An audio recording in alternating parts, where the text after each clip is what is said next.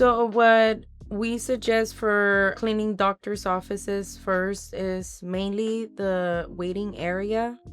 That's a high traffic area, so we like to make sure that that area is fully clean, disinfected, such as chairs, door handles, counters, like the reception area. Now, going back to more in the back office, we want to make sure that all the counters where patients are usually, touching, or like, equipment and stuff like that, like scales, are being disinfected. The rooms, making sure all the beds, the floors, mainly the high point touching areas such as the counters, everything should be sanitized well.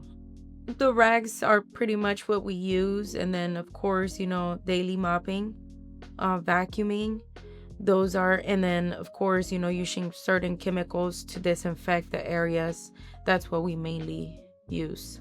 What we usually, go over our clients is making sure, that they're picking up after themselves. So there's such as like biohazard containers that they have to use to get rid of, dispose any biohazard, picking up any needles, anything that can cause any